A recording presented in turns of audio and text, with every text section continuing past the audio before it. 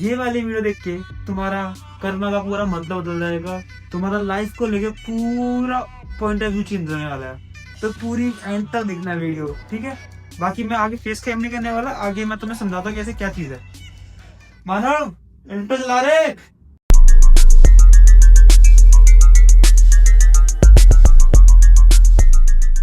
कर्मा कर्मा, आखिर क्या है कर्मा?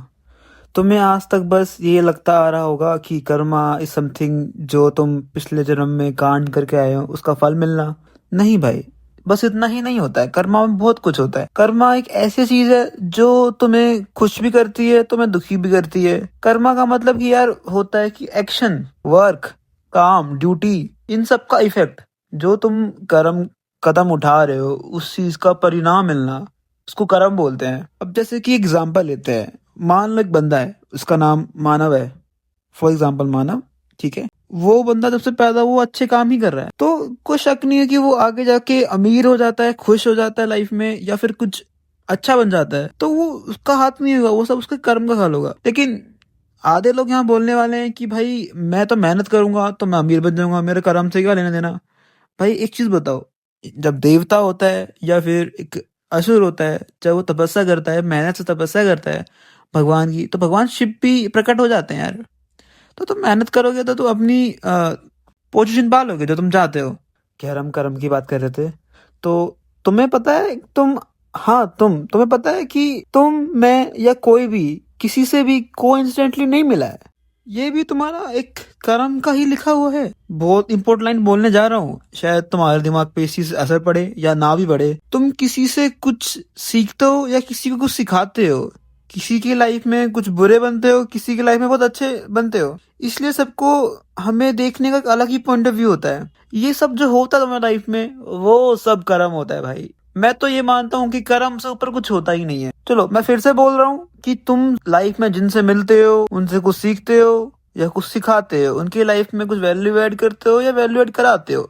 तुम्हारा किससे मिलना भी कोइंसिडेंट ही होता है यार। वैसे ये माना जाता है कि आज जिस पोजीशन में मैं खड़ा हूँ या वो तुम खड़े हो या कोई भी खड़ा है, वो सब कर्म की वजह से होता है। मैं तो ऐसा ही मानता हूँ, शायद तुम मेरी बात से रिलेट करोगे कि तुम जिस फैमिली में पैदा हुए हो, या मैं हुआ, या कोई फैमिली इश्यूज हैं, या तुम्हारा किसी लड़की से ब्रेकअप होना, किसी लड़के से ब्रेकअप होना, उससे कुछ सीखना, उसे कुछ सिखाना, ये सब कर्म की वजह से ही होता है। इस इंसान के कर्म अच्छे होते हैं, भगवान उनको बहुत पसंद करते हैं और उनको बहुत तकलीफें देते हैं। अगर तुम्हारे लाइफ में बहुत तकलीफ हो रही हैं, बहुत तकलीफें हैं, तुम बहुत परेशान रहते हो, बहुत डिप्रेशन में रहते हो, तो भाई मेरी बात मानो, तुम बहुत सही जा रहे हो, क्योंकि तुम कुछ अच्छा बन के निकलने वाले हो। जिस तरह सोने को हम पीट पीट के उसको और सुंदर बना देते हैं ना, वैसे ही भगवान हमें तकलीफें देता है। ये सब कर्म की वजह से ही होता है। सच बात तो ये है कि ऊपर वाला जिसे पसंद करता है ना, तकलीफें ही तकलीफें देता है, ताकि जब वो उस चीज की प्रॉब्लम को सॉल्व कर निकले तो वो और इम्प्रूव करके और नॉलेज गेन करके निकले।